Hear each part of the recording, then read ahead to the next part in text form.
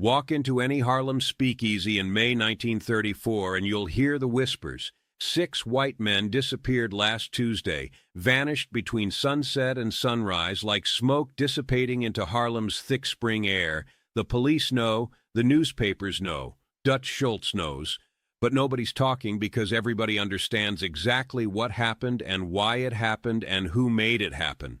Those 6 men, Arthur Fingers Delancey, Michael Corrigan, James Jimmy the Pipe O'Malley, Robert Schulman, Vincent Tartaglia, and Thomas Red Tom McCaffrey, were last seen alive at approximately 6:47 p.m. on Tuesday, May 8, 1934, leaving a policy collection office on Lenox Avenue and 131st Street. They were Dutch Schultz's enforcers, white men operating in a black neighborhood, protected by police payoffs and the backing of one of New York's most violent crime bosses. Men who'd grown comfortable with the immunity their whiteness and their boss's power provided. Men who believed they could say anything, do anything, take anything from colored people in Harlem because colored people had no power to stop them. They were wrong.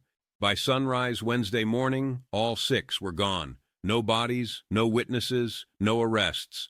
Just 6 empty chairs at breakfast tables in the Bronx and Queens, 6 frantic wives making phone calls to police precincts that had no answers, and one very clear message delivered to Dutch Schultz and every other white mobster trying to muscle into Harlem: disrespect has consequences.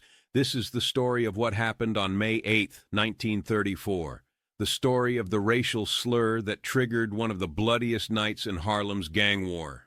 The story of how a single word, that word, the word no white man should ever say to Ellsworth Bumpy Johnson, set in motion a chain of events that left 6 men permanently erased from existence. The story of power and rage and violence and racial justice delivered not through courts or legislation, but through the brutal mathematics of street warfare. For the first time, people who were there that night, who saw what happened, who participated in what came after, have agreed to speak about May 8, 1934. Their testimonies reveal not just the mechanics of how 6 men disappeared, but why their disappearance was inevitable from the moment Arthur Delancey opened his mouth and said the one thing that could not be unsaid, could not be forgiven, could not go unpunished. Understanding what happened on May 8, 1934 requires understanding who Arthur Delancey was, where he came from, and how he came to be working as a numbers collector in Harlem for Dutch Schultz. Because Delancey wasn't just a random white thug, he was a product of a specific historical moment, a specific set of racial and economic circumstances that created thousands of men like him across New York in the 1930s. Men who grew up believing their whiteness entitled them to power over colored people. Men who joined criminal organizations because legitimate opportunities were scarce during the Depression. Men who died because they couldn't unlearn the racism that society had taught them from birth. Arthur Fingers Delancey was born on March 14, 1900 in the Bronx, the third of 5 children born to Patrick and Catherine Delancey, Irish Catholic immigrants who arrived in New York in 1894.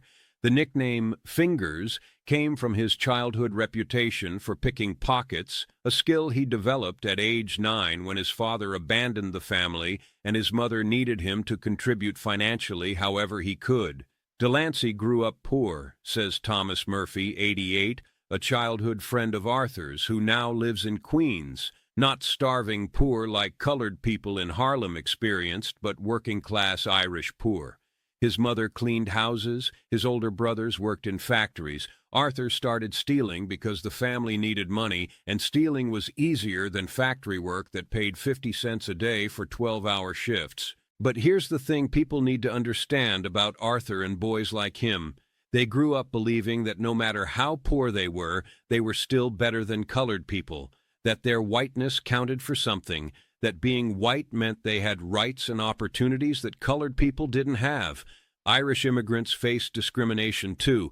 We were called dirty mix and treated poorly by established Americans. But we could still go places colored people couldn't go. We could still get jobs colored people couldn't get. We could still vote, could still sit anywhere on the train, could still use any water fountain or bathroom.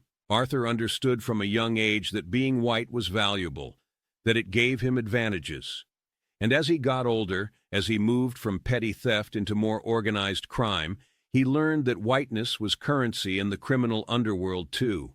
White criminals could operate in any neighborhood. Colored criminals were restricted to colored neighborhoods. White criminals had connections with police and politicians that colored criminals couldn't access. White criminals ran the major criminal organizations, while colored criminals worked for them in subordinate positions. That's the world Arthur Delancey grew up in, a world where even white criminals had privileges that colored people didn't have.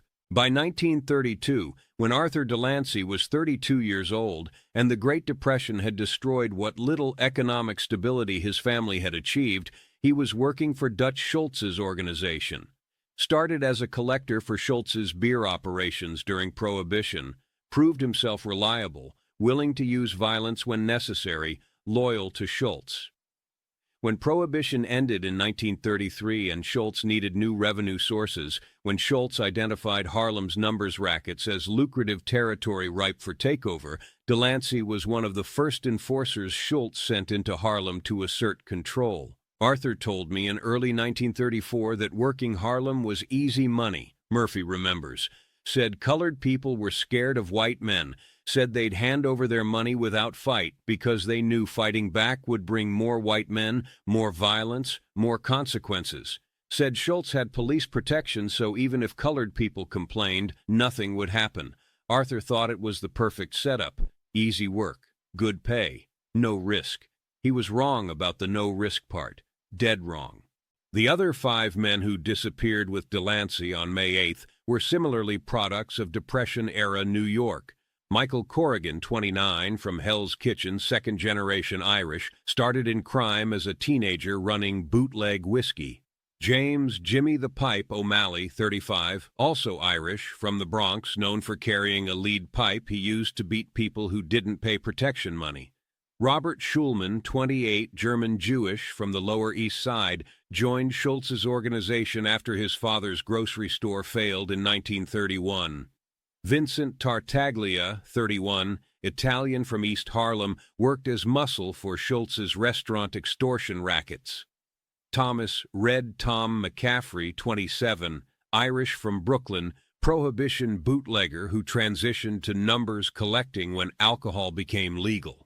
6 white men from 6 different backgrounds, united by poverty, by the Depression, by the need for income, by criminal connections, and by one crucial factor, the belief that their whiteness protected them.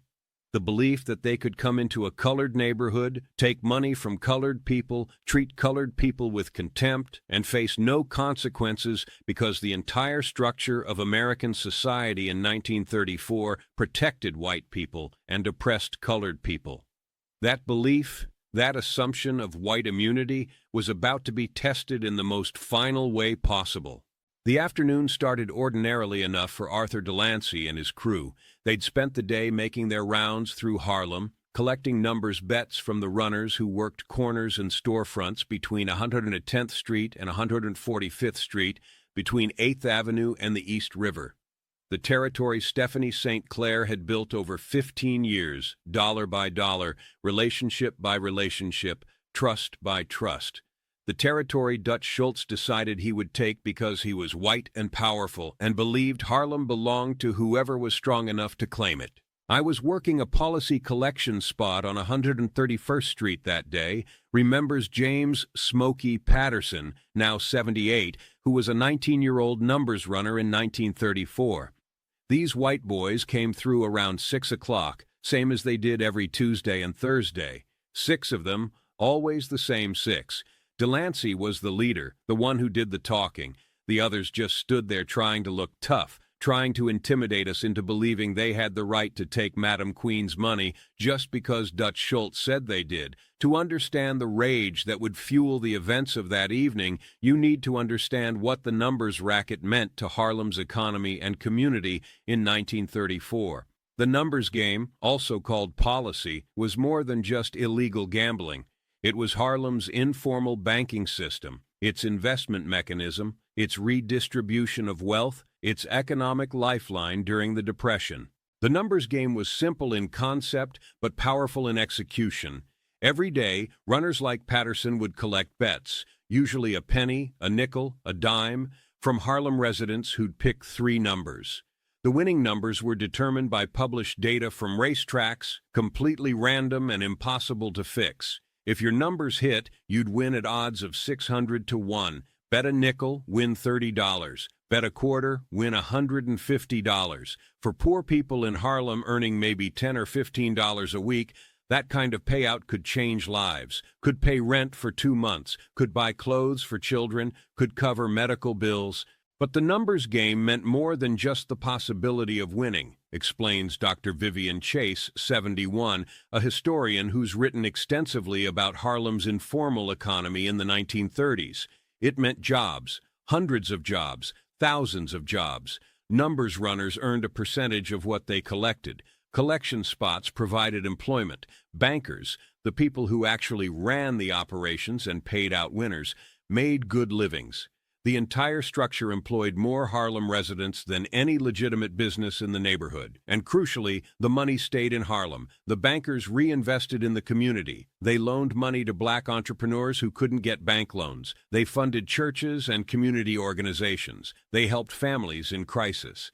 Casper Holstein, one of the early numbers kings, sent dozens of Harlem kids to college with scholarships funded by his numbers profits. Stephanie St. Clair was known for being generous with community members who needed help. The numbers racket was Black Harlem's way of building wealth in a system that denied black people access to conventional wealth-building mechanisms. Banks wouldn't lend to colored people. Legitimate businesses wouldn't hire colored people for professional positions. The numbers racket was how working-class black people invested their pennies and how successful black criminals became philanthropists and community leaders. When Dutch Schultz moved into Harlem in early 1934, he wasn't just stealing money. He was destroying an entire economic ecosystem. He was extracting wealth from the black community and transferring it to white mobsters. He was eliminating jobs. He was breaking the cycle of community reinvestment that made the numbers racket valuable beyond just its gambling function. We handed over the collection bags like we'd been doing for 3 months, Patterson continues. Ever since Schultz started muscling into Harlem in February, we had to give up 60% of everything we collected. 60% to white mobsters who'd never set foot in Harlem until they decided our money was theirs for the taking. 60% that used to pay runners' salaries, that used to fund community projects, that used to stay in Harlem and help Harlem people. Now it was going to the Bronx, going to white criminals who had no connection to Harlem except exploitation. It made us sick, but what could we do? Schultz had police protection. He had political connections. He had hundreds of enforcers. Madame Queen told us to cooperate, to stay alive, to wait because she was planning something. She had Bumpy Johnson working on something. Stephanie Queenie St. Clair was unlike any other crime boss in New York's history. Born in Martinique in 1886 or 1887, records conflict, she'd arrived in Harlem in 1912 as a teenage immigrant with no money, no connections, and no formal education. But she had intelligence, ambition, fearlessness, and a talent for understanding systems and exploiting their weaknesses. By 1922, Madame Queen had saved $10,000, a fortune for a colored woman in that era, and invested it all in starting her own numbers bank. Within 3 years, she controlled a substantial portion of Harlem's numbers racket. By 1930, she was one of the wealthiest black women in America, earning hundreds of thousands of dollars per year from gambling operations. But Madame Queen wasn't just a criminal, explains Shirley Clark, 79, whose mother worked as one of St. Clair's runners in the 1920s. She was a community leader. She was political.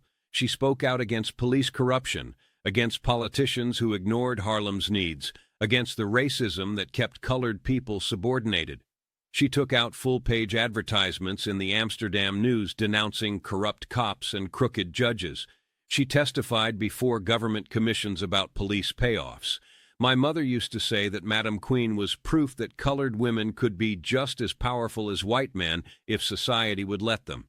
She ran a multi-million-dollar operation. She employed hundreds of people. She made white politicians nervous because she couldn't be controlled or intimidated. She was brilliant and sophisticated and absolutely fearless. When Dutch Schultz decided to take over Harlem's numbers rackets in early 1934, he was picking a fight with someone who wouldn't back down, who couldn't back down because backing down meant losing everything she'd built, meant surrendering not just money but dignity, independence, proof that colored people could succeed despite white supremacy trying to keep them subordinated.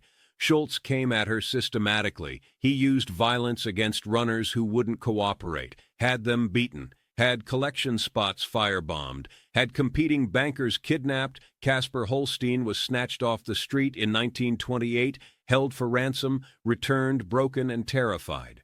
Schultz used political connections to have Madam Queen harassed by police, arrested on flimsy charges, tied up in legal proceedings. He corrupted some of her employees, convinced them to switch sides, to work for white mobsters who paid better because they didn't have to worry about reinvesting in the community. By spring 1934, Schultz controlled perhaps 40% of Harlem's numbers racket.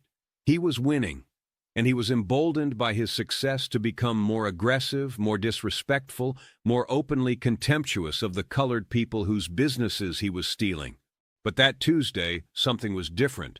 Delancey was drunk or high or just feeling particularly bold because he started talking more than usual, started making jokes about colored people, about how we were too stupid to run our own businesses, about how Schultz was doing us a favor by taking over. And one of the young runners, kid named Marcus, who couldn't have been more than 17, he made a comment. Nothing disrespectful, just said something like, "We were doing fine before you came." The temperature in the room changed instantly, Patterson continues. Delancey's whole face twisted up. He walked over to Marcus and got right in his face. And then he looked at me and the other 4 runners in that room, and he said, "Ours better remember who owns Harlem now. Ours work for Mr. Schultz. Ours do what you're told, and keep our mouths shut." He used that word. Used it 4 times in 3 sentences. Used it like it was casual, like it was nothing, like calling us that was just part of business, and we just stood there because what could we do? If we fought back, Schultz would have us killed. If we reported it to police, they'd laugh because half of them were on Schultz's payroll. We were powerless, and Delancey knew it. That's why he said it, because he could. What Arthur Delancey didn't know, couldn't have known, was that Ellsworth Bumpy Johnson was walking past that collection spot at the exact moment those words left his mouth. That Bumpy, who'd been checking on Madam Queen's operations across Harlem that afternoon, who happened to be passing by on his way to meet with his crew, heard every word through the open window, heard a white man call colored people N.Rs 4 times, heard the casual contempt, the assumption of white supremacy, the belief that Delancey's whiteness gave him the right to dehumanize black people without consequence.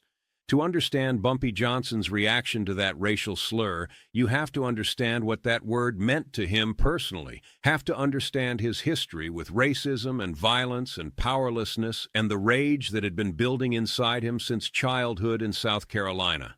Bumpy Johnson was born Ellsworth Raymond Johnson on October 31, 1905 in Charleston, South Carolina, into poverty so extreme it shaped every aspect of who he would become. His family was desperately poor. His father earned 60 cents a day as a dock worker when he could get work. His mother worked as a domestic servant for white families, earning $2.50 per week for 72 hours of labor.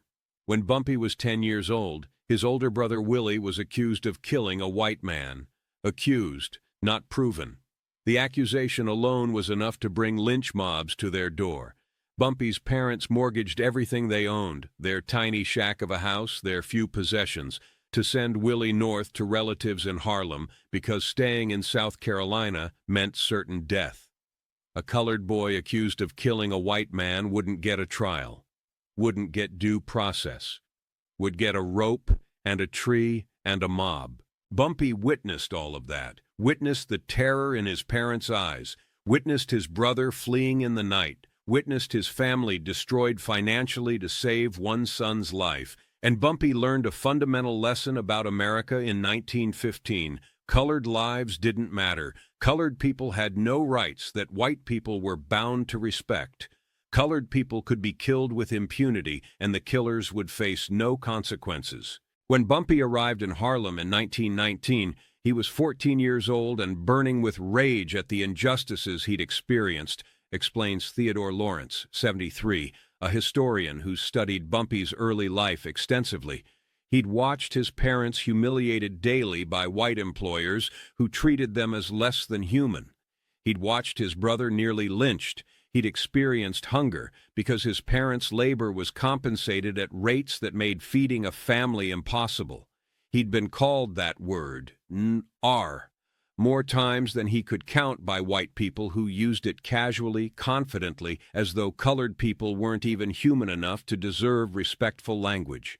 All of that trauma, all of that rage, all of that powerlessness, Bumpy carried it with him to Harlem, and instead of breaking him, it fueled him. It motivated him to never be powerless again, to accumulate enough power that no white person could degrade him without facing consequences.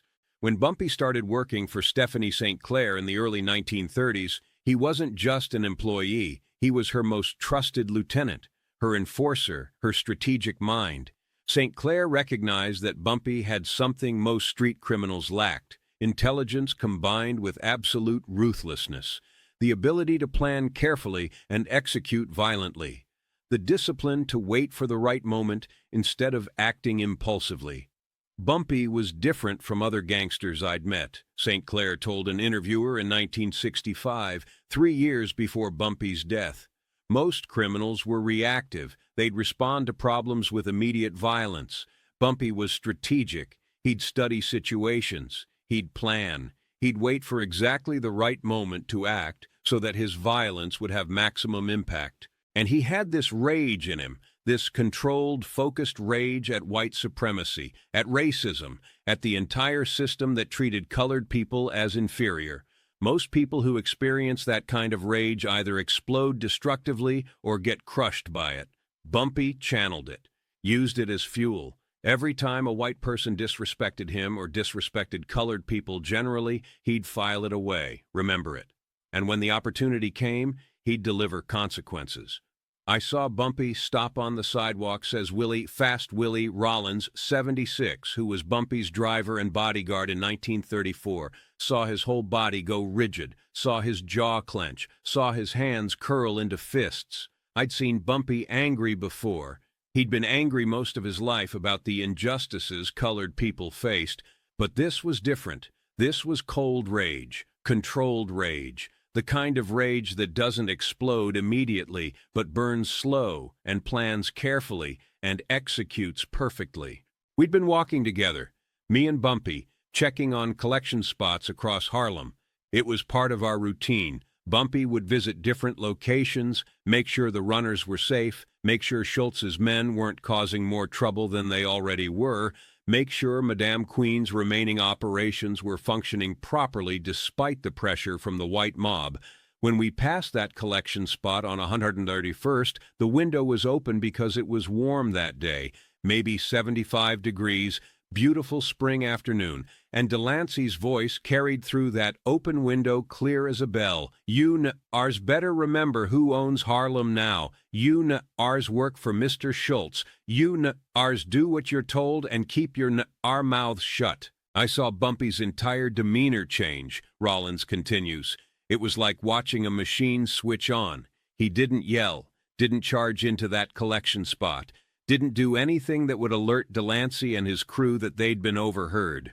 He just stood there for maybe 10 seconds, listening, and I could see him thinking, could see him planning, could see him making calculations about what had to happen next.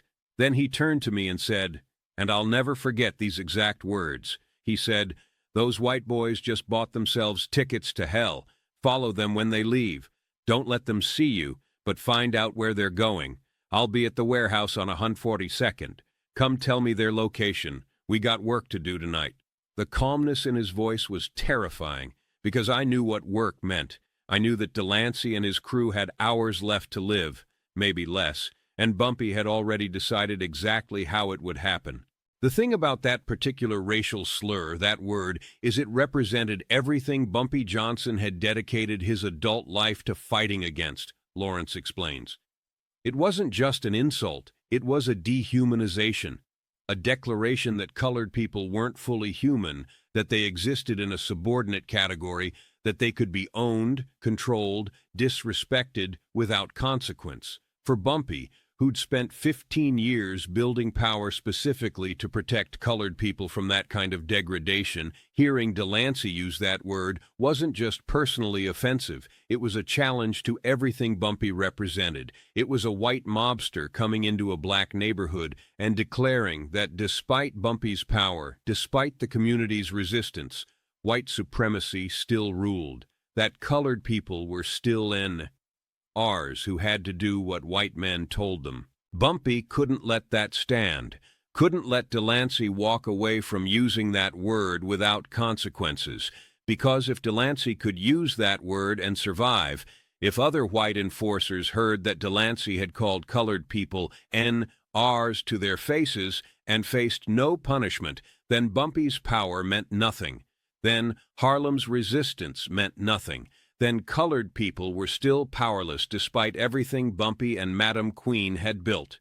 So Delancey had to die, had to disappear, had to serve as an example so extreme that every other white mobster in New York would understand, you don't use that word in Harlem, you don't disrespect colored people in Bumpy Johnson's territory, you don't assume your whiteness will protect you, because it won't. Bumpy didn't go into that collection spot, didn't confront Delancey right then. He just stood on that sidewalk for maybe 10 seconds listening.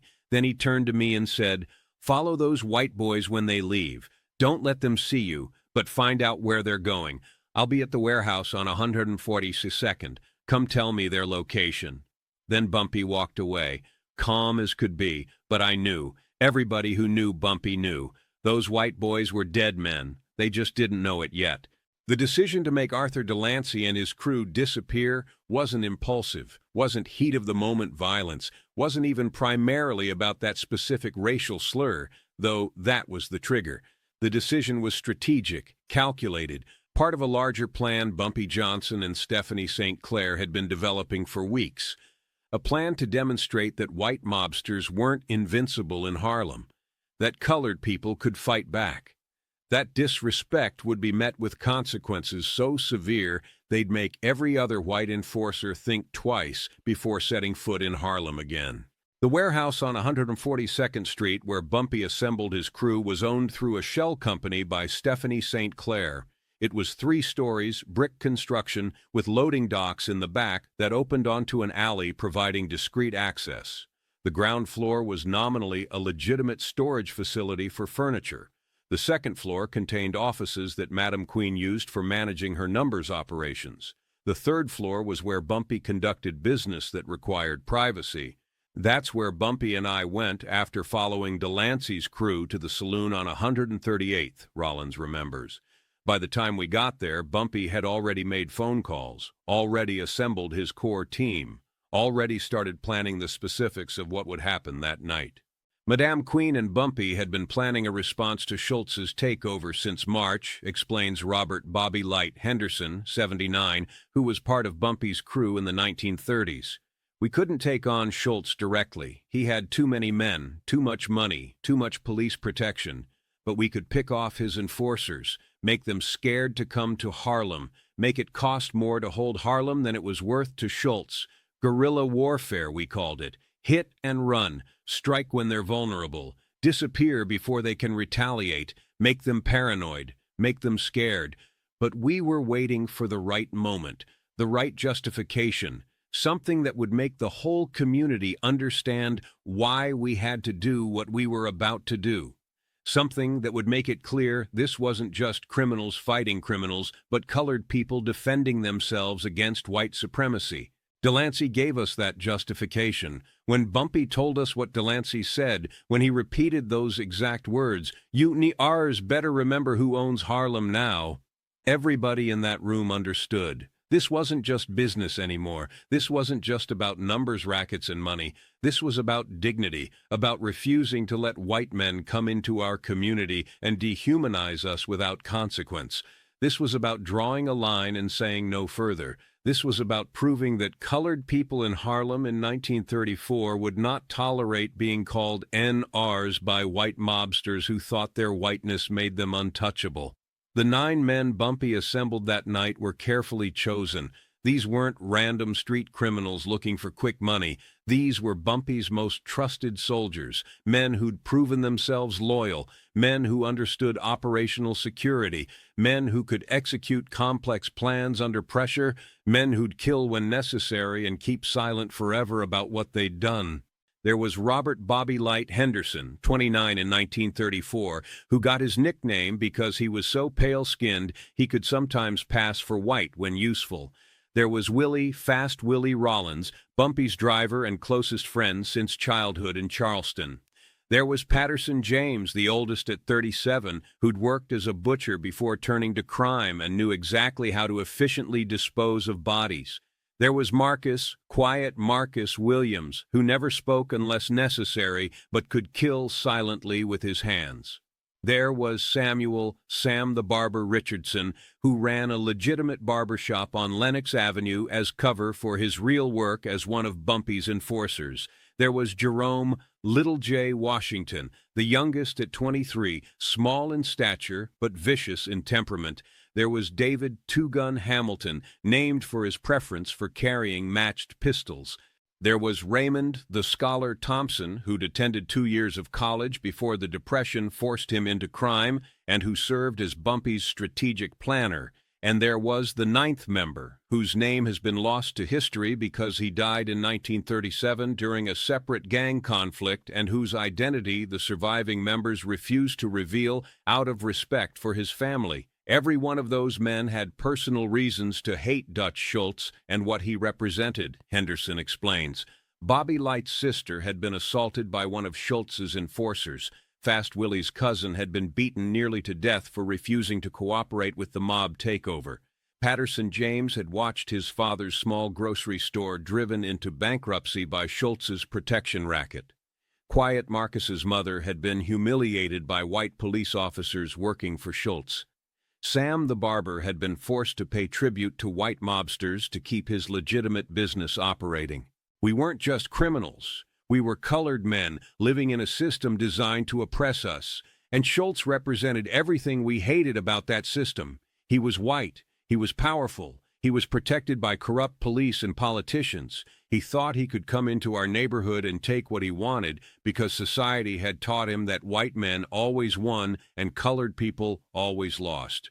We were about to teach him different. At 7:15 p.m., approximately 28 minutes after Arthur Delancey called Marcus a N.R., Bumpy Johnson assembled 9 men in a warehouse on 142nd Street. These weren't random street criminals. These were Bumpy's most trusted soldiers, men who'd proven themselves loyal, men who understood what was about to happen and why it had to happen, and who were willing to risk their lives to make it happen.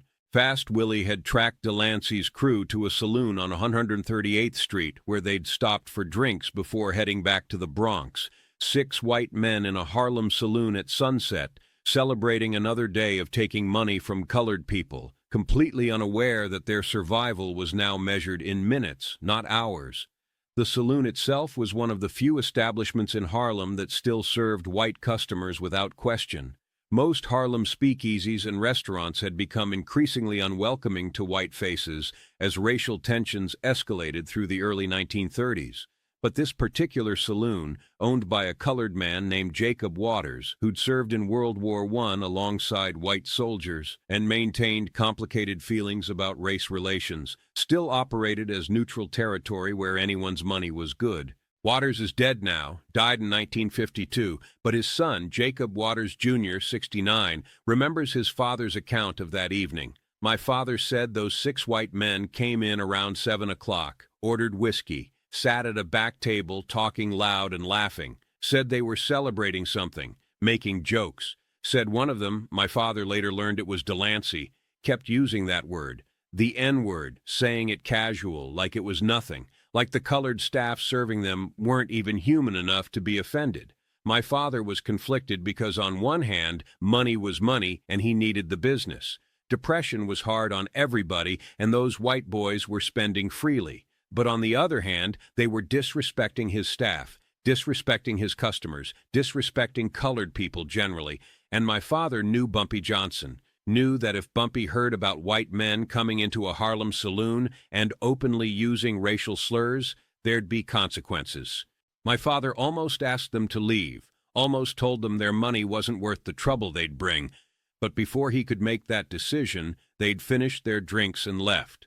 Walked out into the spring evening, still laughing, still celebrating, completely unaware they had maybe 20 minutes left to live. Bumpy laid out the plan with the precision of a military operation, Henderson remembers. He'd spent hours thinking about this, about how to make people disappear without leaving evidence, without creating bodies that could be traced back to us. He'd studied how it worked, how to do it cleanly, how to do it permanently. The room on the third floor of the warehouse had a large table in the center. Bumpy stood at the head of that table with a map of Harlem spread out in front of him. He'd marked the saloon where Delancey's crew was drinking, marked the route they'd most likely take back to their cars, marked 3 different locations where we could intercept them, marked secondary locations where we could take them to finish what needed finishing, marked disposal sites outside Harlem where the bodies would never be found. He'd thought of everything, every detail, every contingency, every possible complication. We'd split into 3 teams of 3, Bumpy explained. First team, me, Fast Willie, and Patterson James, would take Delancey and Corrigan when they left the saloon. Second team, Quiet Marcus, Sam the Barber, and Little J, would get O'Malley and Schulman. Third team, Henderson, Two Gun, and the Scholar, would handle Tartaglia and McCaffrey. 3 teams. 3 different interception points along the route from the saloon to where their cars were parked. 3 different locations for finishing the work. 6 men disappeared using 6 different alleys, 6 different secondary locations, making it look like 6 unrelated incidents if anybody ever connected the dots, which Bumpy was confident they wouldn't. The weapons were simple. No guns, because guns are loud and leave bullets that can be traced. Knives and hands and rope, ice picks for quick, quiet killing, garrotes made from piano wire, tools that left minimal blood, that could kill silently, that could be disposed of easily. The first rule Bumpy emphasized was no witnesses. We'd move fast. We'd strike in dark locations. We'd control the scene completely before taking action. No innocent bystanders could see what was happening. No complications, no collateral damage. The second rule was no bodies in Harlem. We'd take them somewhere else. Dispose of them somewhere else. Make it look like they'd vanished on their way home. Let Schultz and the police wonder. Let them search. Let them never find anything. The third rule was timing. We had to move simultaneously or near simultaneously. If one team struck and the others didn't, the surviving targets would be alerted. They'd run. They'd call for backup. The whole operation would fall apart. So we'd position ourselves at 3 different interception points. We'd wait, and when Delancey's crew split up, Bumpy was confident they would split up because they always split up traveling in pairs rather than all 6 together. We'd strike within minutes of each other. Bumpy was very specific about one thing, Henderson continues. He said, "Before you finish this, each of those men needs to know why this is happening. They need to know it's because of what Delancey said. They need to know that calling us NRs has consequences. Make sure they understand. Make sure they know that Bumpy Johnson heard what Delancey said. Make sure they know this is justice for disrespecting colored people. Then make sure they disappear." That last instruction was important. It wasn't enough for these men to die. They had to die knowing why. They had to die understanding that their racism, their casual contempt for colored people, their assumption of white supremacy, that those things had cost them their lives. They had to die with the knowledge that they'd been wrong about colored people being powerless, that they'd misjudged Harlem, that they'd made a fatal mistake in believing their whiteness would protect them. Bumpy wanted them to carry that knowledge into death, wanted their last moments to be filled with the understanding that the racial hierarchy they'd relied on their whole lives, white on top, colored on bottom, didn't apply in Harlem on this night. That power had shifted. That justice was being delivered by the very people they'd thought were powerless. The psychological aspect was crucial, explains Dr. Lawrence. Bumpy wasn't just eliminating threats, he was sending a message. And part of that message required the victims themselves to understand why they were dying, required them to acknowledge, even if only in those final moments, that colored people weren't inferior, weren't powerless, weren't passive victims who would accept degradation without response. It was brutal, but it was also a form of education. These white men had lived their entire lives believing one version of reality, the version where white supremacy was natural and permanent and unassailable. Bumpy gave them a different reality in their final moments, the reality where racism has consequences, where disrespect carries costs, where white skin doesn't guarantee immunity from justice.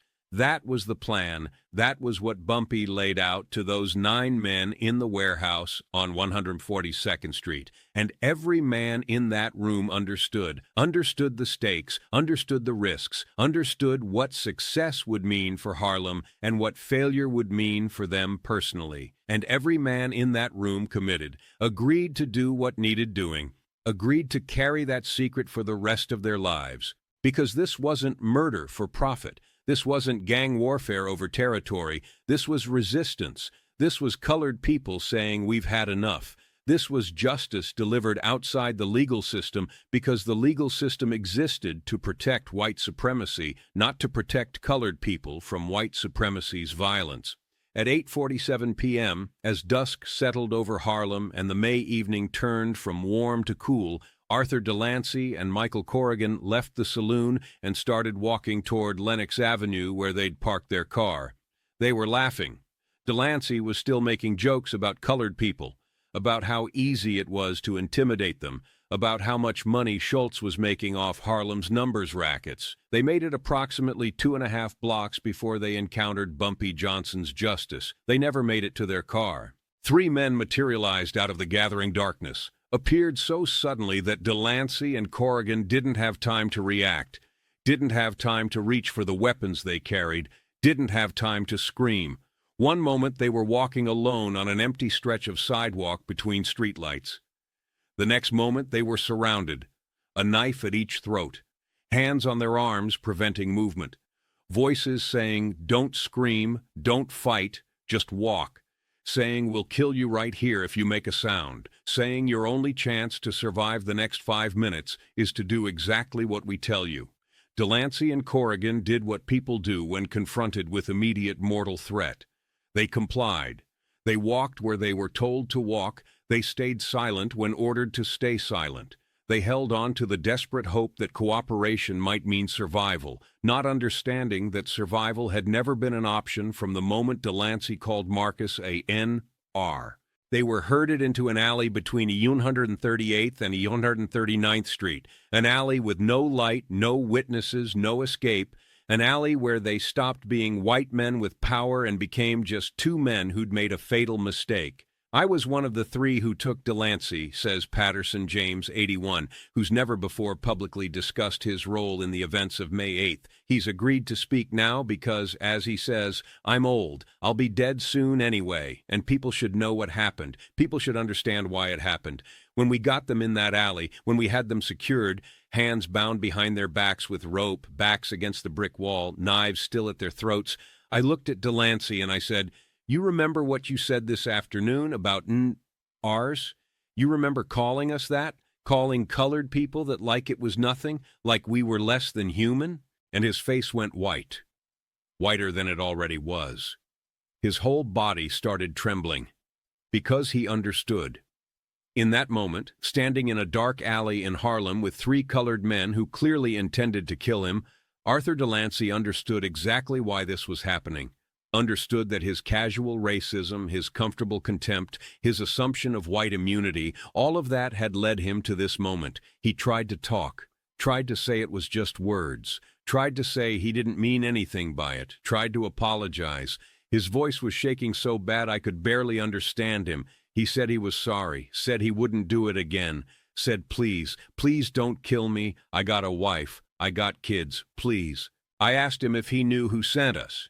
He shook his head, tears running down his face now. I said, Bumpy Johnson heard what you said. Bumpy Johnson don't forget. Bumpy Johnson don't forgive. And Bumpy Johnson wants you to know that disrespecting colored people in Harlem has consequences. You called us nen-ers. You treated us like we were nothing, like we had no power, like we couldn't fight back. You were wrong. Corrigan started begging, too. Started saying it was Delancey who said it, not him. Started trying to distance himself.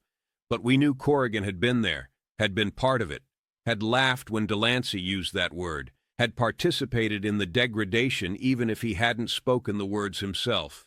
Complicity is guilt. Silence in the face of racism is participation in racism. Corrigan was just as guilty as Delancey. Delancey tried one more time, tried to offer money, said he had $300 in his pocket, we could have it all, just let him go. Said Schultz would pay ransom, would pay whatever we wanted, said we could name our price, but there was no price, no amount of money that would undo what he'd said, no amount of money that would restore the dignity he'd tried to steal from colored people by calling them NRs.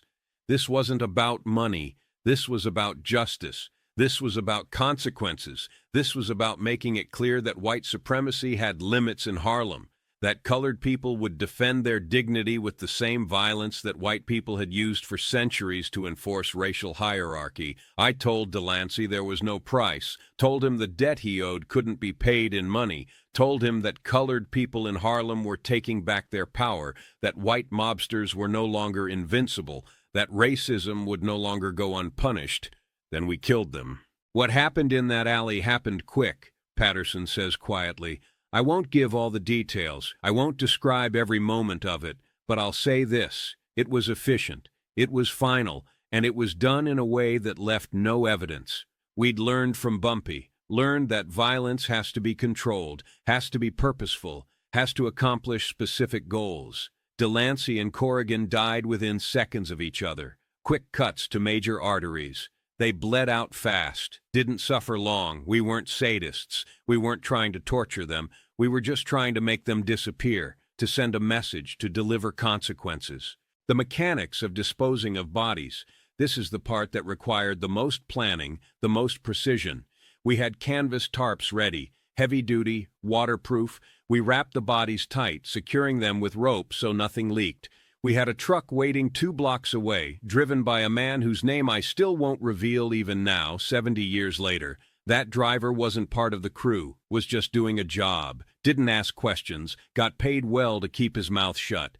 We loaded Delancey and Corrigan into that truck, covered them with furniture and boxes to look like a normal delivery vehicle if anyone saw us, drove them out to New Jersey, a location we'd scouted days earlier, an abandoned industrial site near the Meadowlands that wouldn't be developed for another 20 years. We dug a hole 10 feet deep, put the bodies in, covered them with lime to speed decomposition and control odor, filled the hole back in, covered it with rubble and trash to make it look like just another dumping site in an industrial wasteland. By 10:30 p.m., Delancey and Corrigan had ceased to exist. 2 white men who woke up that morning thinking they'd live forever had become nothing but buried meat in New Jersey dirt. Their wives would never know what happened to them. Their children would grow up without fathers. Their families would mourn absence without closure, but Harlem would know. The colored community would understand. White mobster called colored people nen-ers. White mobster disappeared. Cause and effect, action and consequence. While Delancey and Corrigan were being erased from existence in that alley, the other 2 teams were executing their parts of the plan with equal precision 3 blocks away in different locations. The coordination was near perfect. All 3 teams struck within a 15-minute window between 8:45 and 9 p.m., giving the victims no opportunity to warn each other, no chance to escape. James O'Malley and Robert Schulman had left the saloon around the same time as Delancey and Corrigan, but they'd gone in a different direction, north toward 140th Street, where they'd parked their car. They were intercepted by Quiet Marcus, Sam the barber, and Little Jay in an alley behind a warehouse that processed poultry. The smell of chicken blood and feathers masked any evidence that might have been left behind. Marcus never talked much about what happened that night, says his daughter, Geneva Williams, 68. But he told me once, years later when he was dying and wanted to clear his conscience, that those white men begged for their lives, that they cried, that they offered money, offered information about Schultz's operations, offered anything they thought might save them. But there was nothing they could offer that mattered. They'd been sentenced to death the moment Delancey opened his mouth. Their execution was just the delivery of that sentence. My father said he made sure O'Malley and Schulman knew why they were dying, made sure they understood this was about Delancey's racism, made sure they understood that even though they hadn't personally used that word, they'd been there. They'd allowed it. They'd laughed. They'd participated in the degradation of colored people, and participation carried the same penalty as direct action. Vincent Tartaglia and Thomas McCaffrey were the last to be taken. They'd stayed at the saloon longer than the others, finishing another round of drinks, and they left around 9 p.m. They were intercepted by Bobby Light, Two Gun Hamilton, and the Scholar on 137th Street, in what used to be a stable before automobiles made horses obsolete in the city. The building was scheduled for demolition, making it perfect for what Henderson's team needed to do. Henderson has been more willing than the others to discuss details, perhaps because he's always been the most philosophical about what happened that night. Tartaglia was maybe the worst of the six, Henderson says. He was mean, enjoyed hurting people. We'd heard stories about him beating numbers runners half to death for sport, not even because they'd done anything wrong, just because he liked inflicting pain on colored people. And McCaffrey wasn't much better. He was one of those quiet types who didn't talk much but watched everything, and you could see the contempt in his eyes when he looked at colored people. When we got them in that stable, when we told them why this was happening, Tartaglia tried to fight. Actually thought he could fight his way out, even though he was outnumbered 3-1 and we were all armed. Two Gun had to pistol whip him to get him under control, and even then, even with a broken nose and blood running down his face, Tartaglia was cursing us, calling us that word, the same word that had gotten him into this situation, like he couldn't understand that his racism was what was killing him. Like he thought being white entitled him to disrespect colored people, even while those colored people were literally executing him for that disrespect.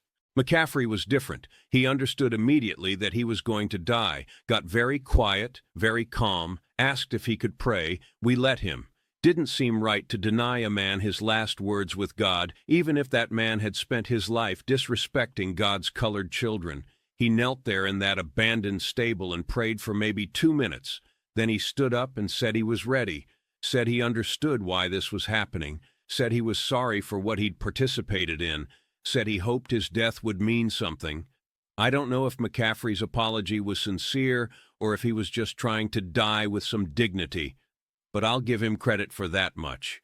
He faced what was coming with more courage than the others showed. Tartaglia died still spitting hatred and racial slurs.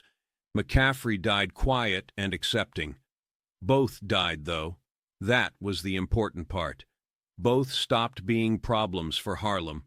Both became examples. The coordination was precise, explains Henderson. We'd planned for every contingency. What if someone screamed? We'd kill them immediately and dispose of the body, accepting the increased risk. What if police came? We had lookouts posted. We had escape routes planned. We had alibis prepared. What if witnesses saw something? We'd chosen locations specifically because they had no witnesses, but if someone did see something, we had plans for dealing with that too. But none of those contingencies became necessary. The plan executed perfectly. 6 men intercepted, 6 men killed, 6 bodies disposed of in 3 different locations in New Jersey, far enough apart that even if one grave was discovered, it wouldn't lead to the others.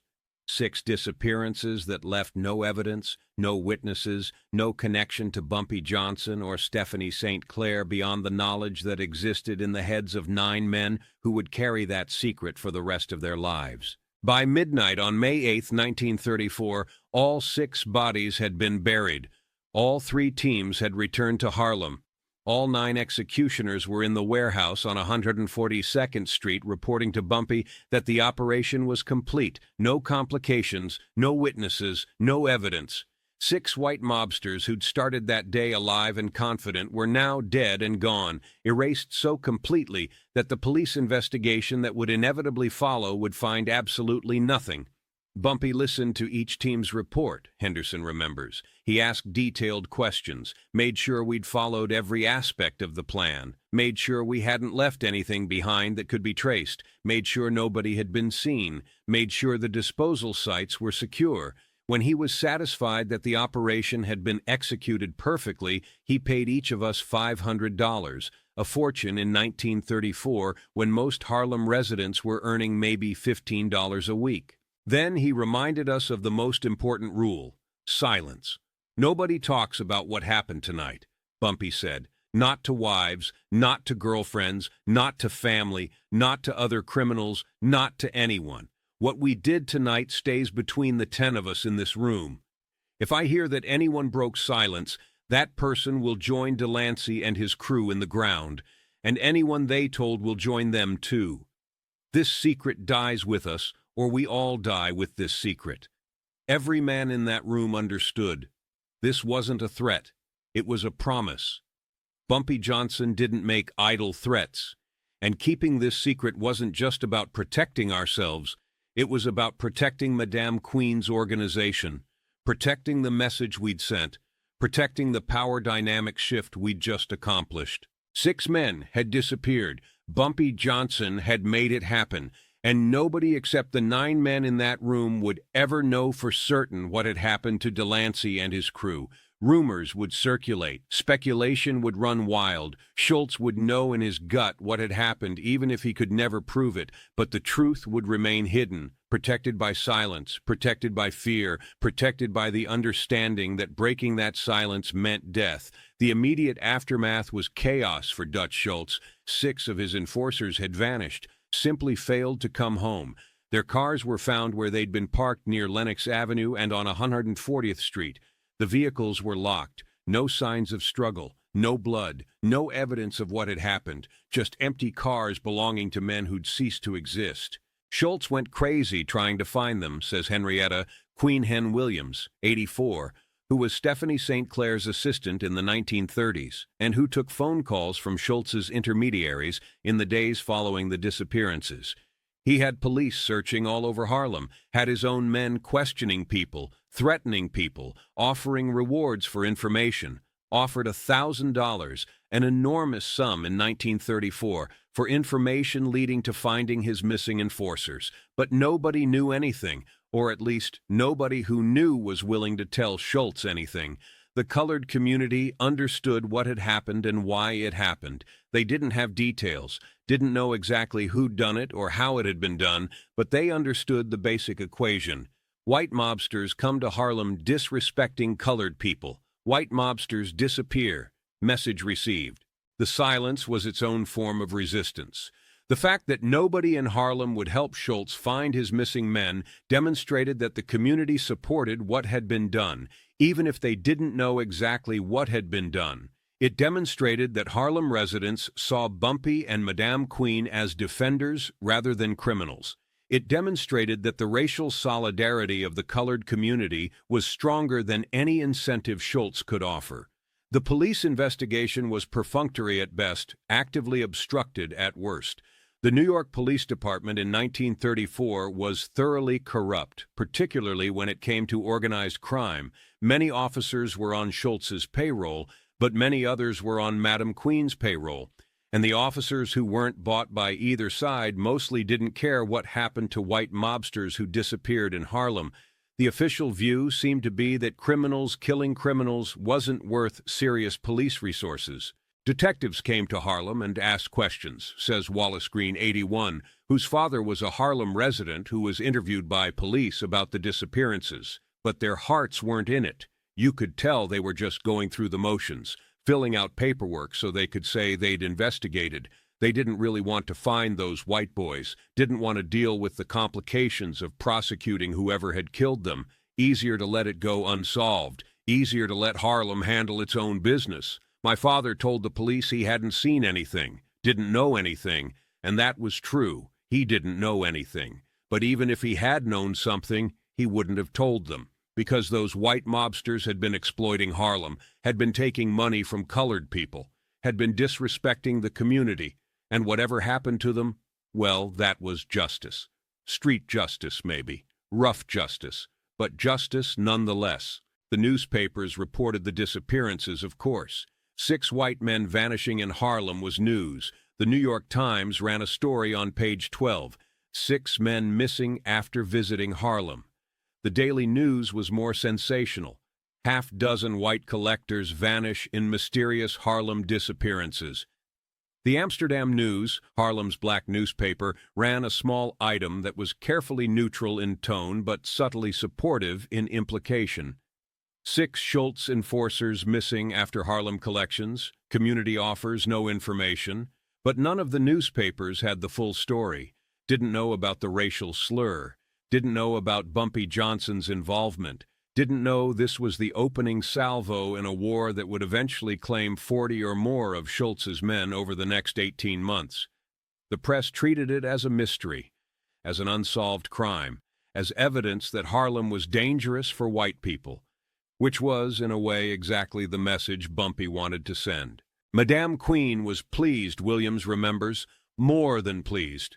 She was triumphant, because this proved what she'd been saying all along, that we weren't powerless, that we could fight back, that white mobsters weren't invincible just because they had police and politicians on their payroll. She sent word to Bumpy that night. I was the one who delivered the message that the operation had been a success, not just tactically, but strategically, that the disappearance of 6 white enforcers would send ripples through Schultz's organization and through the broader New York criminal underworld, that this would change how white mobsters thought about Harlem, that this was the beginning of taking back what Schultz had stolen. And she was right.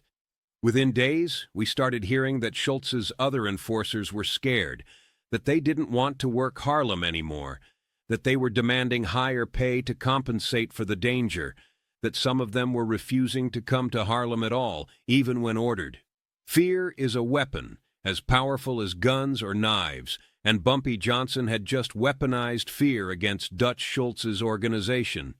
Made it clear that working for Schultz in Harlem meant risking your life. Made it clear that colored people in Harlem would kill white mobsters who disrespected them.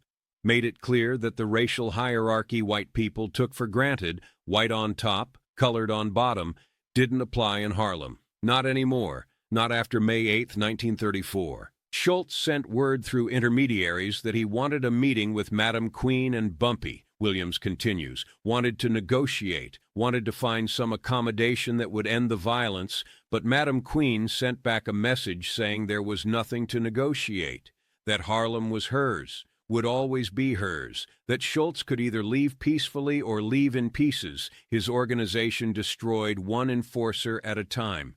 The boldness of that message stunned people. A colored woman telling a powerful white mobster to get out of her territory or face destruction, that was unprecedented. That was revolutionary. That was possible only because Bumpy Johnson had demonstrated through action that Madame Queen's threats weren't empty, that colored people in Harlem had the capability and the will to kill white mobsters. That power had shifted, at least in this one neighborhood, at least temporarily. The newspapers reported the disappearances, of course. 6 white men vanishing in Harlem was news. But the newspapers didn't have the full story, didn't know about the racial slur, didn't know about Bumpy Johnson's involvement, didn't know this was the opening salvo in a war that would eventually claim 40 or more of Schultz's men over the next 18 months. The Amsterdam News ran a small item, Henderson recalls, smiling at the memory, something like, 6 Schultz enforcers missing after Harlem collections. Didn't say what happened to them. Didn't speculate. Just reported the fact. But everybody in Harlem knew. Everybody understood the message. Schultz sent word through intermediaries that he wanted a meeting with Madam Queen and Bumpy, wanted to negotiate, but Madam Queen sent back a message saying there was nothing to negotiate. Harlem was hers, would always be hers, and any more white men who came to Harlem disrespecting colored people would face the same fate as Delancey and his crew. What made the disappearance of 6 white mobsters particularly significant wasn't just the tactical success, it was the psychological impact on Dutch Schultz's organization and the broader message it sent about racial power dynamics in 1934 Harlem. White men weren't supposed to disappear in colored neighborhoods, explains Dr. Marcus Williams, a historian who specializes in Harlem's criminal history and who's interviewed dozens of people with connections to the numbers wars of the 1930s. The entire system of racial capitalism that allowed white mobsters to exploit black communities depended on an assumption of white invulnerability. White men could come into Harlem, take what they wanted, treat colored people however they pleased, and face no meaningful consequences because the legal system, the police, the entire apparatus of state power would protect them. What Bumpy did on May 8, 1934, shattered that assumption. He demonstrated that white skin didn't guarantee safety, that white mobsters could be killed just as easily as colored people, that Harlem could be dangerous for white men who disrespected its residents. This was revolutionary, not in the sense of overthrowing the government, but in the sense of inverting the normal power dynamics of racial interaction in 1934 America. For one night, in one neighborhood, colored people had the power of life and death over white people, and they exercised that power without mercy. The psychological warfare aspect was deliberate, Henderson confirms.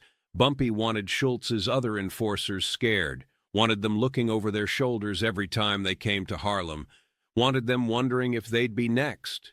Fear is a weapon, Bumpy always said. Make your enemies afraid, and half your work is already done. And it worked. After May 8th, Schultz had trouble finding white enforcers willing to work Harlem. The money wasn't worth the risk. Word spread through the mob that Harlem was different, that colored gangsters there would kill white men, that you couldn't rely on your whiteness to protect you. Some of Schultz's enforcers quit. Others demanded higher pay to compensate for the danger. The whole operation became more expensive and less effective. The ripple effects of May 8th extended far beyond Schultz's immediate personnel problems. The disappearances forced a broader recalculation among New York's criminal organizations about the cost and risk of operating in Harlem. White mobsters had to confront the reality that colored communities weren't passively waiting to be exploited, that resistance existed, that violence could flow in both directions across the color line. This was a fundamental shift in how race and power interacted in New York's criminal underworld, explains Dr. Marcus Williams. Before May 8, 1934, the working assumption among white criminals was that they could operate anywhere, including in colored neighborhoods, with relative impunity. They had police protection, they had political connections, they had the backing of a legal system that rarely prosecuted white people for crimes against colored people. But May 8th demonstrated that institutional protection didn't matter if you got killed before you could invoke it, that police corruption didn't help you if your body was buried in New Jersey where it would never be found, that political connections were useless if nobody could prove who'd killed you. Bumpy Johnson essentially created a counter-deterrent. White mobsters had always used the threat of violence to control colored communities. Bumpy used actual violence, swift, final, unprovable violence, to make white mobsters afraid to operate in Harlem. He weaponized fear against people who'd used fear as a weapon their entire careers. The strategic brilliance of the operation lay not just in its execution, but in its public ambiguity. Nobody could prove what had happened to Delancey and his crew. The police investigation went nowhere. The newspapers speculated but had no facts. Schultz suspected but couldn't confirm. The families mourned but had no closure. But the colored community in Harlem knew, not the details necessarily, Not the specifics of how it was done or who exactly was involved, but they knew the fundamental equation. White mobsters disrespected colored people. White mobsters disappeared. Bumpy Johnson was involved somehow. And that knowledge, that understanding that justice had been delivered even if the mechanisms of that delivery remained mysterious, strengthened Bumpy's position in the community. People started looking at Bumpy different after May 8th, says Dolores Martin, 75, whose grandfather was a numbers runner in Harlem during the 1930s and who grew up hearing stories about that era. Before, he was known as Madame Queen's enforcer, respected but feared. After May 8th, he was something more. He was a defender, a protector, the man who'd proven that colored people in Harlem weren't powerless victims, the man who'd made white mobsters afraid. My grandfather used to talk about how the whole atmosphere in Harlem changed after those white boys disappeared. There was this sense of pride, this feeling that we'd fought back and won, that we demonstrated we wouldn't be pushed around forever, that our community had teeth. It wasn't that everybody supported violence. My grandfather was a religious man who believed in turning the other cheek. But even he understood that sometimes, when peaceful resistance fails, when the legal system offers no recourse, when oppression becomes intolerable, violence becomes the only language power understands. He didn't celebrate what Bumpy did, but he understood why it had to be done. The families of the 6 missing men never got closure, never learned what happened to their husbands and brothers and sons. They mourned without bodies to bury. They demanded police investigations that went nowhere. They pleaded with Dutch Schultz to find their men, not knowing that Schultz had no power to undo what Bumpy Johnson had done. Margaret Delancey, Arthur's widow, placed advertisements in newspapers for months, says Clara Martinez, 72, a researcher who studied the families affected by Harlem's gang wars. Missing. Arthur Delancey, 34, last seen May 8, 1934 in Harlem, $500 reward for information. She never stopped looking, never accepted that he was gone. Died in 1962, still not knowing what happened to her husband, still hoping somehow he'd been kidnapped and was alive somewhere, still waiting for him to come home. The other families were the same. Corrigan's wife had 3 young children who grew up asking where their father was.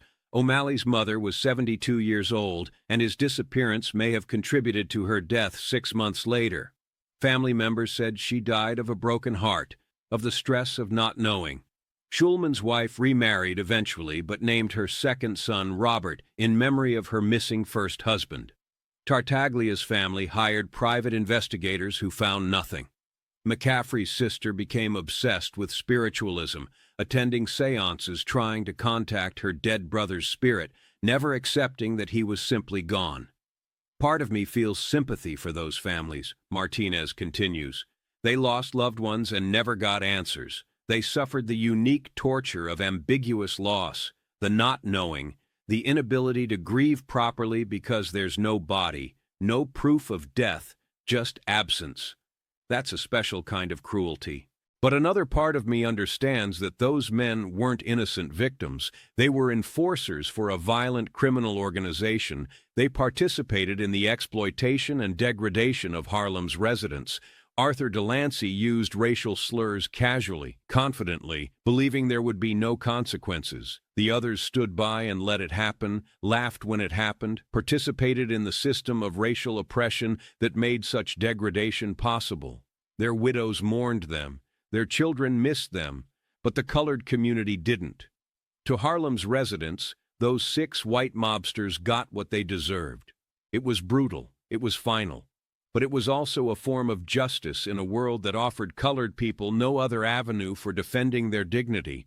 The moral calculus of violence is never simple. Taking a human life, even in the name of justice, creates ripples that extend far beyond the immediate victim. 6 men died on May 8th. 6 families were destroyed. Children grew up without fathers. Wives became widows. Parents buried the hope of ever seeing their sons again, even if they couldn't bury their sons' bodies. But those 6 lives were taken in response to a system that had taken countless colored lives, countless colored futures, countless colored dreams. A system that treated black people as less than human, a system that allowed white men to come into black neighborhoods and steal wealth and degrade people with casual racism. A system that offered no legitimate recourse, no path to justice through legal channels, no protection from exploitation. In that context, what Bumpy Johnson did on May 8, 1934 makes sense, even if it doesn't make us comfortable. Violence in defense of dignity, violence as resistance against oppression, violence as the only available answer to violence that was already being committed, the structural violence of racism, the economic violence of exploitation, the psychological violence of degradation. I don't glorify what we did, Henderson says. I don't tell this story to celebrate violence. I tell it so people understand that colored people in 1934 had no good options. We could accept oppression passively and watch white mobsters destroy our community, or we could fight back using the same methods our oppressors used. Neither option was moral in an absolute sense, but fighting back was more moral than surrendering. Those 6 white men came to Harlem thinking they were untouchable, thinking they could take our money and disrespect our people and face no consequences because the legal system and the political system and the entire structure of American society protected white people and oppressed colored people. They were partially right. Those systems did protect them, but those systems couldn't protect them from Bumpy Johnson and 9 colored men with knives who'd decided enough was enough. What we did was illegal. What we did was violent. What we did deprived 6 families of closure and caused suffering that extended far beyond the immediate victims. But what we did was also necessary. Because sometimes justice doesn't come through courts and laws and official channels. Sometimes justice comes through direct action, through resistance, through making oppressors understand that oppression carries risks. The events of May 8, 1934 were part of a larger pattern of violence that characterized the Harlem Numbers War. Over the next 18 months, approximately 40 of Dutch Schultz's enforcers and associates would be killed or kidnapped. Some died in shootings on Harlem streets. Some were found beaten to death in Mount Morris Park, their bodies left in public as messages. Some disappeared without trace, like Delancey's crew. Some were found floating in the Harlem River or the Hudson River with their throats cut. The war was brutal and asymmetric. Schultz had more men and more resources, but Bumpy Johnson had intimate knowledge of Harlem's geography, the support of a community that saw him as a defender, and a willingness to employ violence so extreme it terrorized even experienced criminals. The guerrilla tactics Bumpy and his crew employed over those 18 months changed the calculations about operating in Harlem. Picking off Dutch Schultz's men was relatively easy, Henderson explains, because they were visible. They were white in a colored neighborhood. They stood out. They couldn't blend in. They couldn't disappear into crowds of colored faces. Every time a white enforcer came to Harlem, we could track him, follow him, learn his routines, and then eliminate him when the opportunity arose. We varied our methods so the police couldn't identify a pattern. Sometimes it was shootings, quick, public, designed to create fear. Sometimes it was kidnappings that led to executions in private. Sometimes it was bodies left in public. Sometimes bodies disappeared forever. The inconsistency kept Schultz's organization off balance, kept them unable to predict where or how the next attack would come. We used Harlem's geography against them, the narrow streets, the alleys, the buildings with multiple exits, the rooftops connected to each other. All of that made Harlem difficult terrain for outsiders to navigate. We knew every block, every building, every escape route. Schultz's men were operating in unfamiliar territory. They didn't know which streets to avoid, didn't know which buildings had back exits, didn't know where the ambush points were. They were at a fundamental disadvantage every time they entered Harlem. The war might have continued indefinitely, except for 2 developments that changed everything. First, Stephanie St. Clair was arrested in late 1935 on gambling charges that Dutch Schultz had orchestrated through his police connections. With Madame Queen in prison, her organization was weakened. Bumpy tried to maintain operations, but without St. Clair's leadership and financial resources, the position became untenable. Second, and more significantly, Dutch Schultz was murdered on October 23, 1935, by order of Lucky Luciano and the Commission, not because of Bumpy's guerrilla war, but because Schultz wanted to assassinate prosecutor Thomas Dewey, and the Commission feared such a high-profile murder would bring too much law enforcement attention to organized crime. Murder, Inc. hitmen shot Schultz and 3 of his associates at the Palace Chop House in Newark. Schultz died the next day. With Schultz dead and St. Clair in prison, the dynamic of the Harlem Numbers War shifted completely. Bumpy Johnson negotiated directly with Lucky Luciano, the head of what would become the Genovese crime family.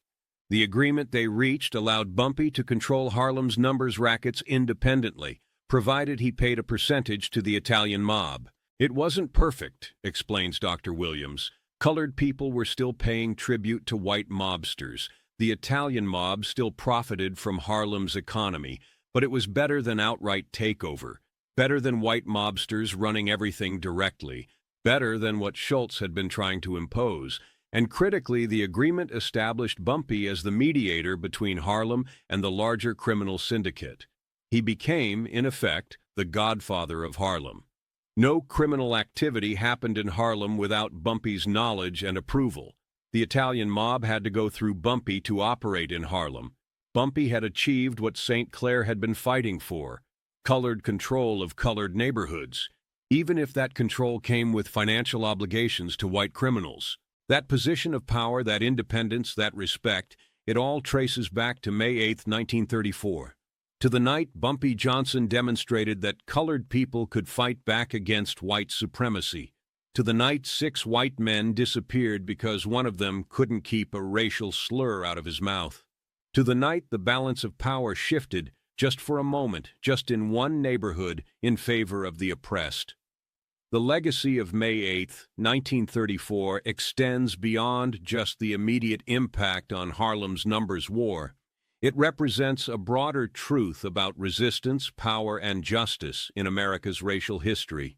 It demonstrates that oppressed people have always fought back, even when that resistance was violent, even when that resistance was illegal, even when that resistance contradicted the comfortable narratives of nonviolent civil rights struggle that we prefer to tell. Bumpy Johnson is often romanticized in popular culture, Lawrence observes.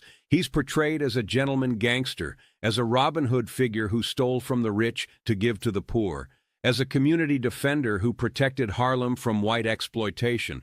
There's truth in those portrayals, but they elide the violence. They sanitize the brutality. They make Bumpy's resistance palatable by ignoring how that resistance was actually accomplished. The reality is that Bumpy Johnson was a criminal who killed people, killed a lot of people. The reality is that on May 8, 1934, he ordered the execution of 6 men who were then hunted, caught, and buried in unmarked graves. The reality is that justice for colored people in 1934 required violence because the legal system offered no other recourse. That's uncomfortable. That challenges our preferences for neat moral categories. That forces us to grapple with the fact that resistance against oppression isn't always righteous and noble and clean. Sometimes it's brutal. Sometimes it involves creating victims. Sometimes the price of dignity is measured in lives taken. But understanding that discomfort, sitting with that moral ambiguity, is necessary if we're going to honestly reckon with America's racial history. The sanitized versions of history that focus only on peaceful protest and legal victories miss half the story. They miss the violence that oppressed people committed in response to the violence committed against them. They miss the anger and rage and desperate resistance that characterized how colored people actually fought back against white supremacy. May 8, 1934 is part of that hidden history, part of the story we don't tell because it makes us uncomfortable. But it's true. It happened. 6 white men disappeared. Bumpy Johnson made it happen. And the colored community in Harlem understood it as a form of justice, even if that justice came through methods that violated every legal and moral standard of civilized society. Today, 90 years after the events of May 8, 1934, the warehouse on 142nd Street where Bumpy planned the operation is an apartment building. The alley where Delancey and Corrigan met their end has been filled in, converted to a small parking lot. The saloon on 138th Street closed decades ago. The stable where Tartaglia and McCaffrey were killed was demolished in 1947. Mount Morris Park, where so many of Schultz's enforcers were found dead during the Numbers War, is now Marcus Garvey Park, a green space where children play and families picnic, unknowing of the blood that once soaked into its soil. The graves in New Jersey, if they still exist, if they haven't been disturbed by construction or development over 9 decades, remain unmarked and undiscovered. Arthur Delancey, Michael Corrigan, James O'Malley, Robert Schulman, Vincent Tartaglia, and Thomas McCaffrey are still officially listed as missing persons in NYPD files. Their cases remain technically open, though nobody has actively investigated them in 70 years. Their families died without answers. Their grandchildren probably don't even know the story of their missing grandfathers. The men who participated in the events of May 8th are nearly all gone now. Bumpy Johnson died in 1968 at age 62, suffering a heart attack while eating dinner at Wells Restaurant in Harlem. Stephanie St. Clair died in 1969 at age 82.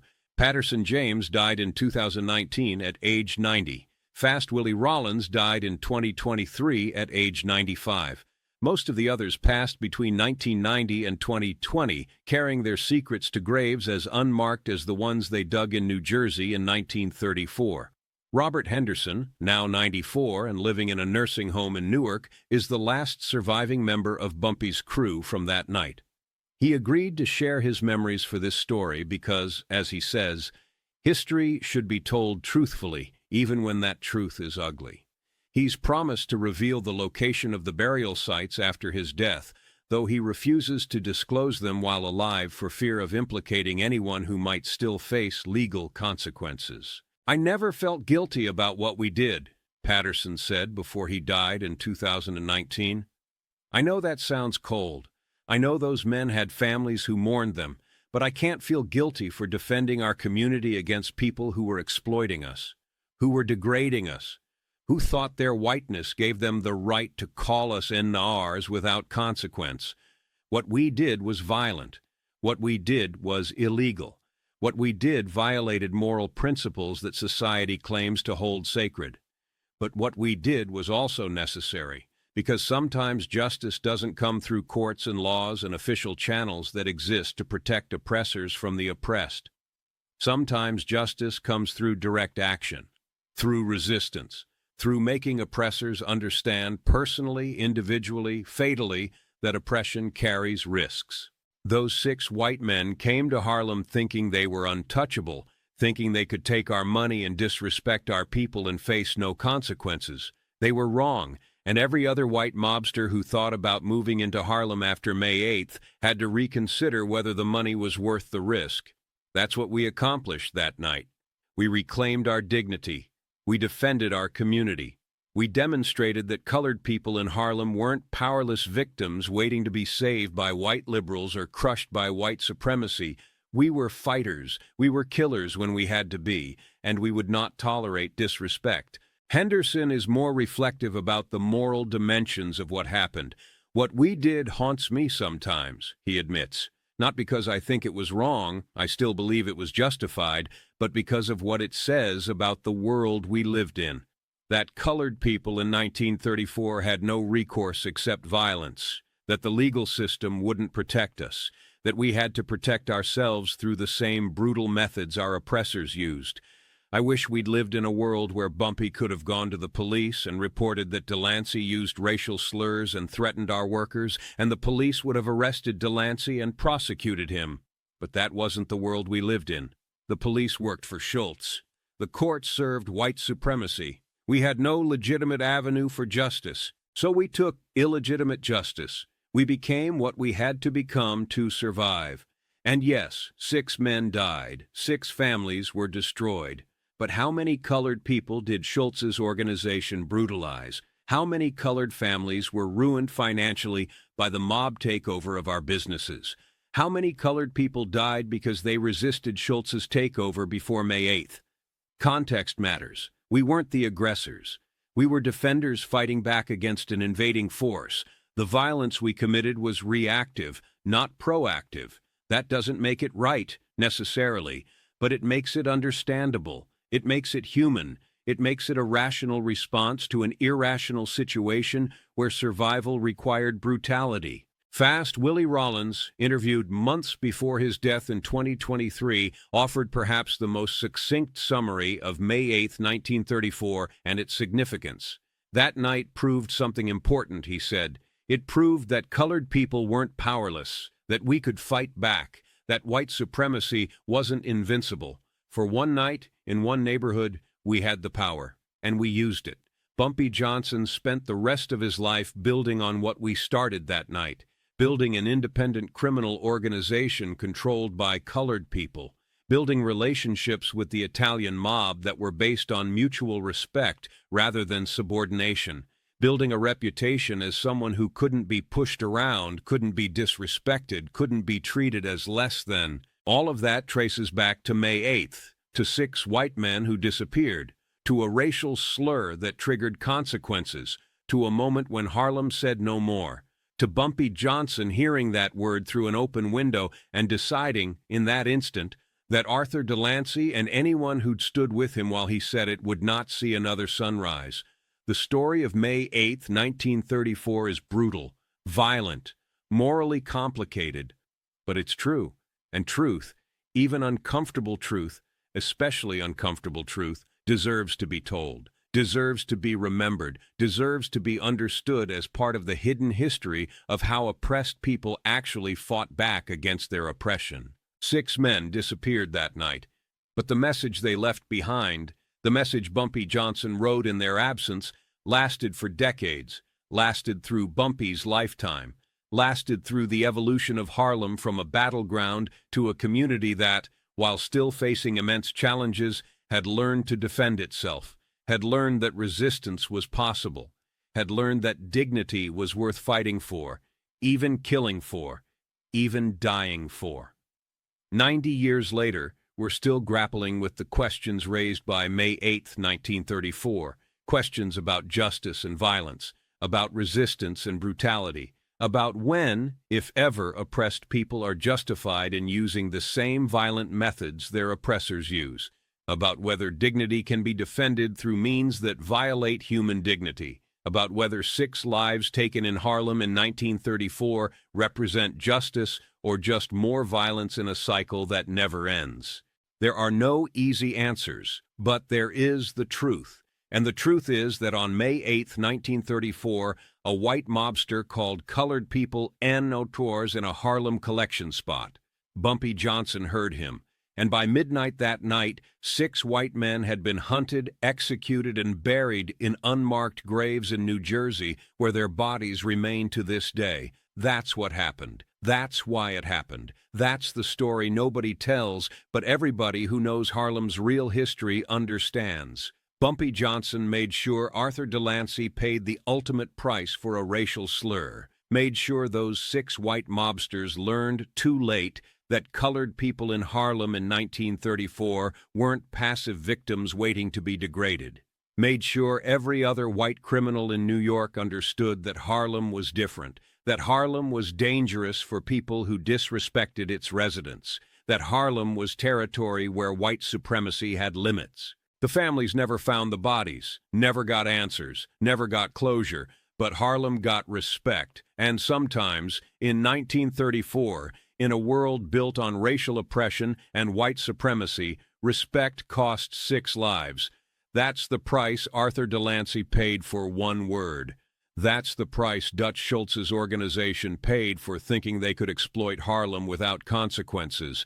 That's the price of disrespect in a community that finally said enough. 6 men disappeared that night. 90 years later, their graves remain hidden, but their disappearance remains one of the most significant and most hushed moments in Harlem's long struggle for dignity, power, and the right to exist without degradation.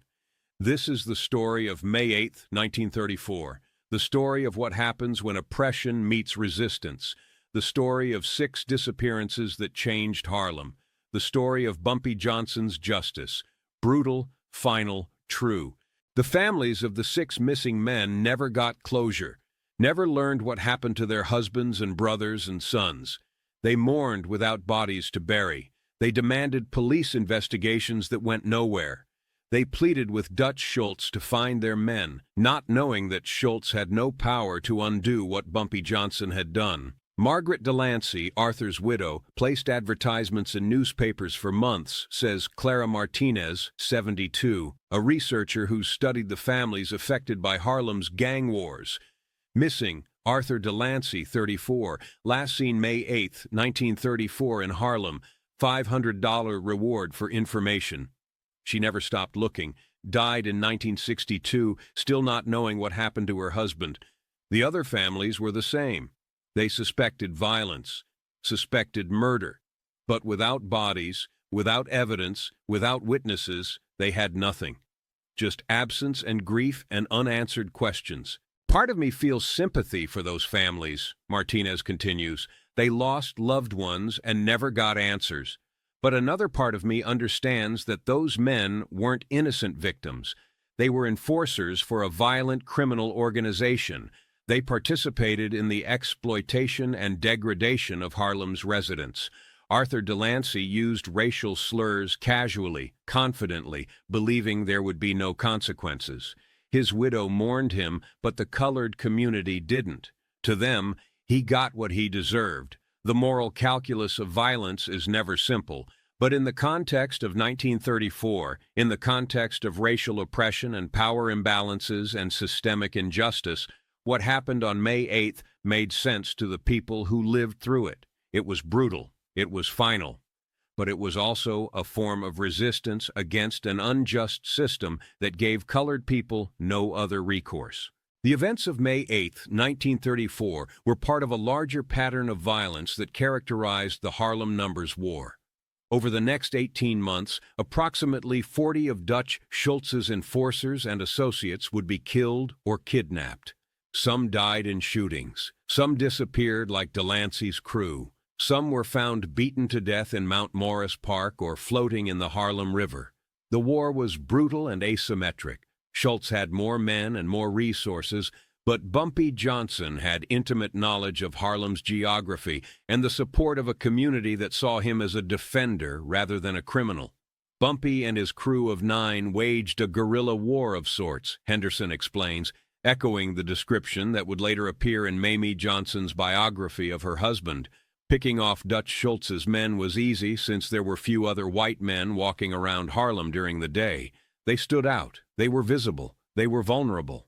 We used that visibility against them. We'd track them, learn their routes, learn where they collected money, learn where they drank and ate and conducted business. Then we'd strike when they were isolated, quick, violent, final, and we'd leave the bodies where Schultz would find them, as messages, as warnings, as demonstrations that Harlem belonged to colored people and white mobsters were operating on borrowed time. The war might have continued indefinitely except for 2 developments. First, Stephanie St. Clair was arrested in late 1935 on gambling charges that Dutch Schultz had orchestrated through his police connections. With Madame Queen in prison, her organization was weakened. Second, and more significantly, Dutch Schultz was murdered in October 1935 by order of Lucky Luciano and the Commission, not because of Bumpy's guerrilla war, but because Schultz wanted to assassinate prosecutor Thomas Dewey, and the Commission feared such a high-profile murder would bring too much law enforcement attention. With Schultz dead and St. Clair in prison, Bumpy Johnson negotiated directly with Lucky Luciano, says Dr. Williams. The agreement allowed Bumpy to control Harlem's numbers rackets independently, provided he paid a percentage to the Italian mob. It wasn't perfect. Colored people were still paying tribute to white mobsters, but it was better than outright takeover, and it established Bumpy as the mediator between Harlem and the larger criminal syndicate. He became, in effect, the godfather of Harlem. That position, that power, that independence, it all traces back to May 8, 1934. To the night, Bumpy Johnson demonstrated that colored people could fight back against white supremacy. To the night, 6 white men disappeared because one of them couldn't keep a racial slur out of his mouth. Today, 90 years after the events of May 8, 1934, the warehouse on 142nd Street where Bumpy planned the operation is an apartment building. The alley where Delancey and Corrigan met their end has been filled in, converted to a small parking lot. The saloon on 138th Street closed decades ago. Mount Morris Park, where so many of Schultz's enforcers were found dead during the Numbers War, is now Marcus Garvey Park, a green space where children play and families picnic, unknowing of the blood that once soaked into its soil. The graves in New Jersey, if they still exist, if they haven't been disturbed by construction or development over 9 decades, remain unmarked and undiscovered. Arthur Delancey, Michael Corrigan, James O'Malley, Robert Schulman, Vincent Tartaglia, and Thomas McCaffrey are still officially listed as missing persons. Their cases remain open in NYPD files, though nobody has actively investigated them in 70 years. The men who participated in the events of May 8th are nearly all gone now. Bumpy Johnson died in 1968. Stephanie St. Clair died in 1969. Most of Bumpy's crew from the 1930s have passed.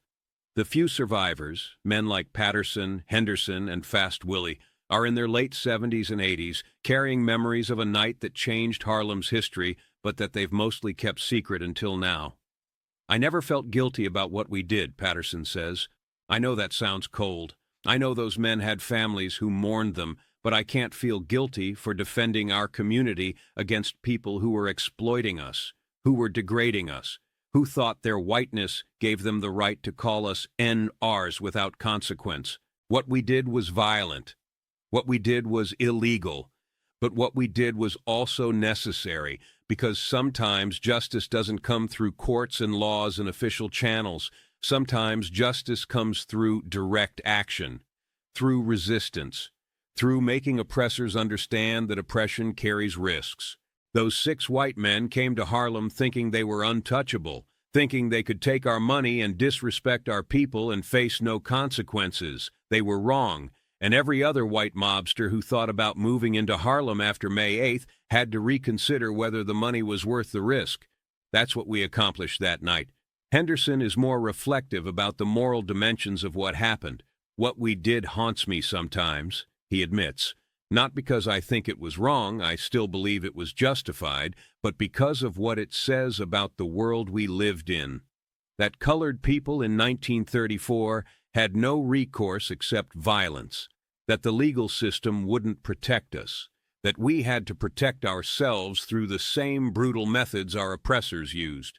I wish we'd lived in a world where Bumpy could have gone to the police and reported that Delancey used racial slurs and threatened our workers, and the police would have arrested Delancey and prosecuted him. But that wasn't the world we lived in.